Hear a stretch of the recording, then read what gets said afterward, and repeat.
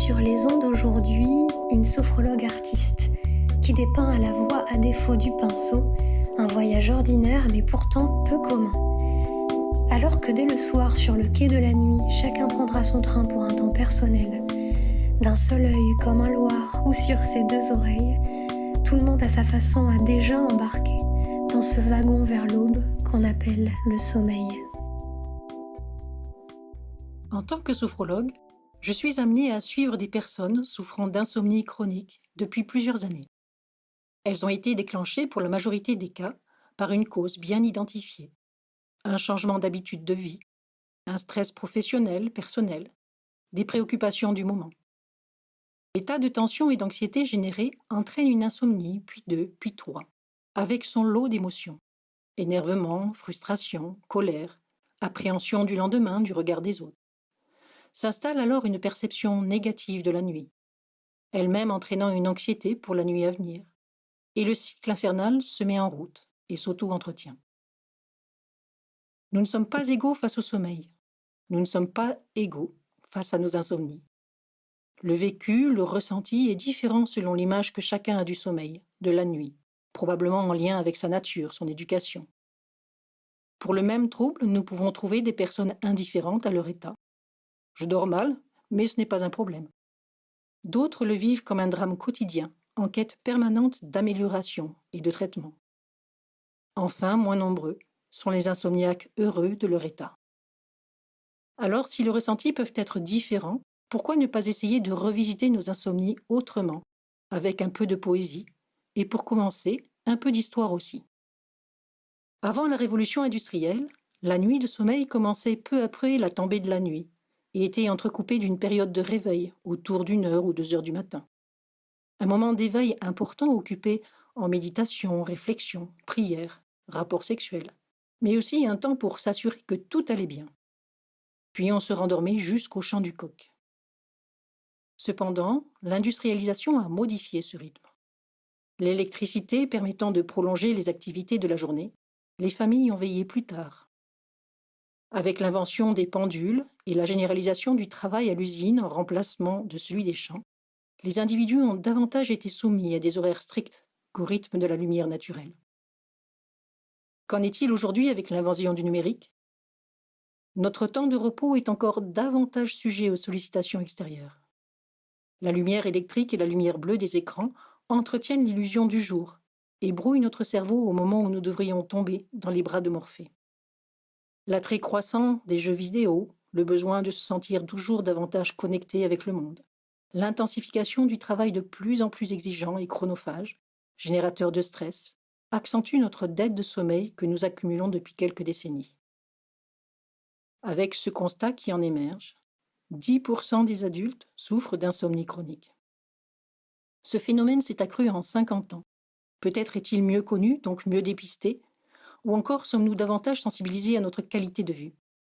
Ce qui est certain, c'est que nous respectons de moins en moins notre rythme naturel veille-sommeil. Grâce aux avancées scientifiques et médicales, nous savons aujourd'hui que le sommeil est indispensable à notre santé physique et mentale. C'est pourquoi il est utile de connaître le sommeil, son organisation, son fonctionnement, sa variété au fil de la nuit, au fil de la vie, pour en tirer le meilleur profit, éviter les perturbations et mieux le respecter. Mais au-delà de la biologie et de la médecine, gardons à l'esprit que le sommeil reste un temps à part, devant préserver son côté mystérieux, une porte ouverte à notre imaginaire, une porte qui permet de pénétrer dans son jardin secret, dans un monde intérieur avec ses ombres et ses lumières, à l'abri des stimulations extérieures. Un accès à notre vie psychique où les pensées et les émotions sont transformées en images, libres d'autocensure. C'est un temps unique pour chacun d'entre nous. Et il est alors intéressant de se demander qu'est-ce que le sommeil pour chacun d'entre nous ? Quelles en sont les images, les représentations, intimement liées à notre culture, nos croyances, notre éducation, notre expérience. Cela peut être une perte de temps, un moment de paresse. Pourquoi aller dormir alors que nous sommes loin d'avoir fini tout ce que nous devions faire ? Est-ce un moment d'oubli salutaire, un refuge douillet ?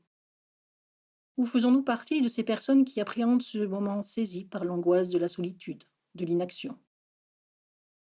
Il est vrai que personne ne peut s'endormir à notre place. Ce moment de bascule entre l'éveil et le sommeil, entre l'hyperactivité de la journée et le relâchement. L'abandon nécessaire au sommeil est loin d'être facile pour tout le monde. Et c'est en réussissant cet embarquement, cette traversée en solitaire sans trop d'appréhension, que nous pouvons retrouver notre équilibre, notre énergie. La sophrologie là, a une place de choix pour se réapproprier une approche plus saine du sommeil. Elle nous amène à lâcher nos a priori sur un sommeil idéal, à diminuer nos angoisses, notre peur de ne pas dormir, et à reconquérir notre sommeil en y posant un autre regard, ouvert à d'autres possibles, selon notre nature, notre créativité. Au fil des séances, nous nous reconnectons aux sensations du lâcher-prise propre au sommeil, et nous reprenons confiance en notre capacité à dormir. Cet autre regard nous permet aussi d'accepter les nuits agitées, entrecoupées d'éveil, ou les nuits sans sommeil, de les apprivoiser en leur donnant un sens, une utilité, un espace pour laisser libre cours à notre créativité, de les redécouvrir en développant une sensorialité nouvelle, différente de celle du jour. Nous pouvons nous inspirer de ce que certains artistes insomniaques, poètes, écrivains, peintres, nous ont laissé comme témoignage de leurs ressentis. Par exemple, Marcel Proust parle de ses nuits d'insomnie ainsi. Un peu d'insomnie n'est pas inutile pour apprécier le sommeil. Jetez quelques lumières dans cette nuit. Ou encore Paul-Émile Victor. Vivre, c'est se réveiller la nuit dans l'impatience du jour à venir. C'est s'émerveiller de ce que le miracle quotidien se produise pour nous une fois encore. C'est avoir des insomnies de joie. Certains vivent donc leurs insomnies comme des dons de Dieu.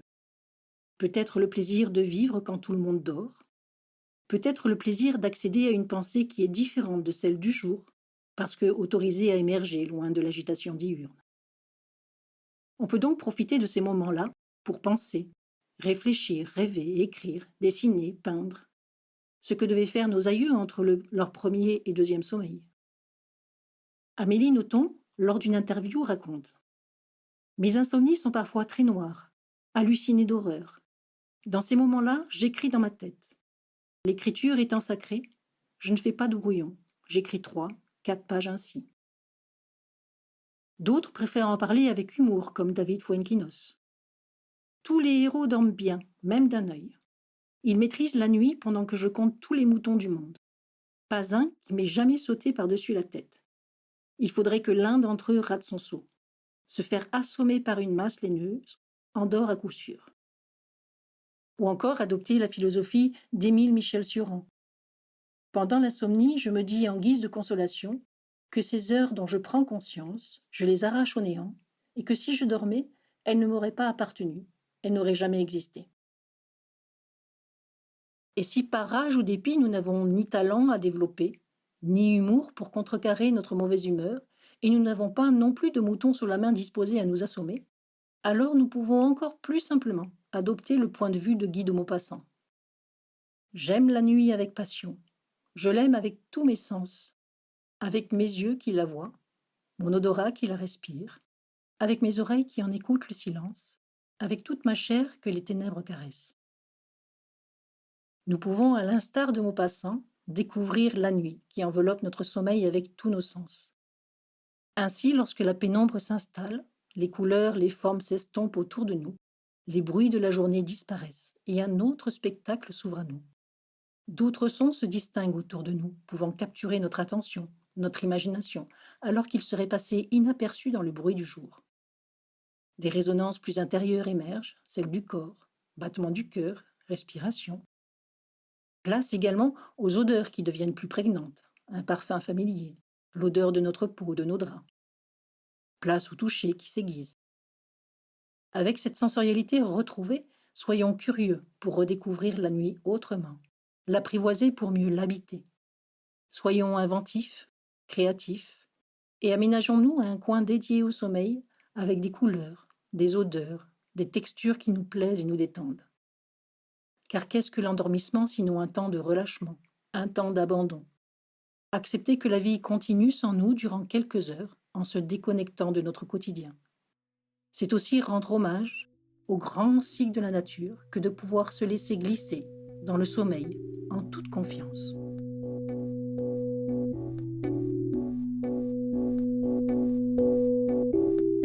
Ces podcasts vous sont proposés par les formateurs du CFSD. Pour en savoir plus sur nos formations au métier, nos perfectionnements et toutes nos actualités, rendez-vous sur notre site internet au www.formation-sophrologie-développement.com ou sur notre page Facebook Centre de formation Sophrologie et Développement. À bientôt!